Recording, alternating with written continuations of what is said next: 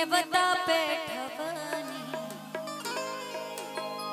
नेवता करी ना शिवकार जी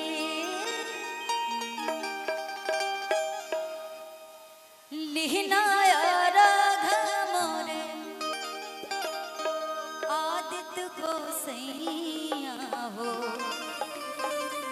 बरती के सुन ली पुकार हो आई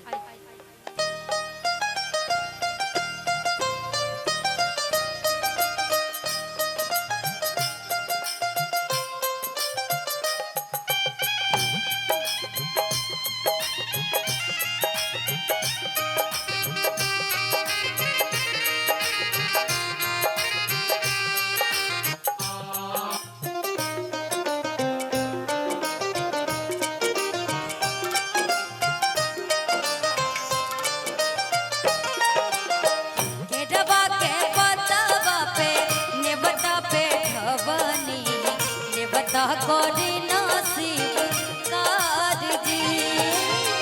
लिहना राघ मोरे आदित्य गोसैया भरती के सुन ली पुकार हो केरवा के पतवा पे नेवता पेठवनी नेवता करी ना शिवकार जी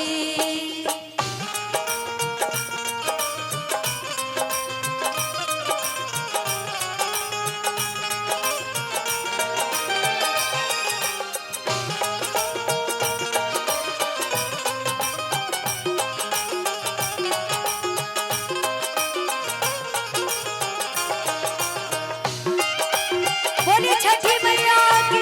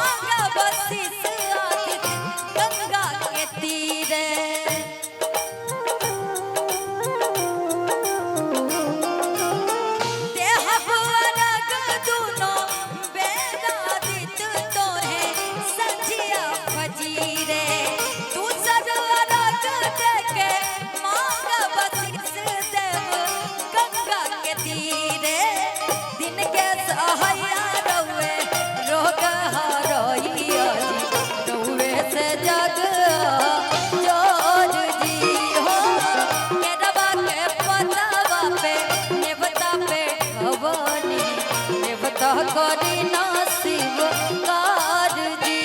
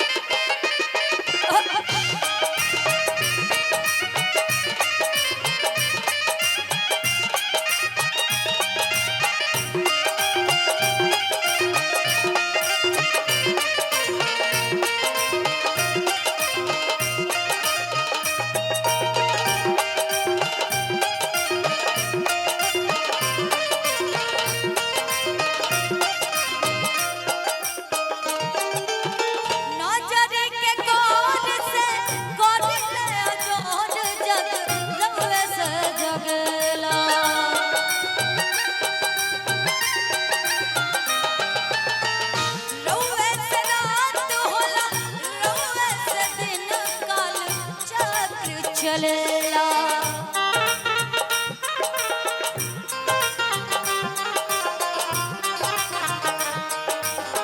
नजर के कोट से कोदिले जोर जग रउए से जगेला रउए से रात हो रउए से दिन काल चांद चलेला हर साल करब बरत आई के छठी घाटे हमनी के सुन ली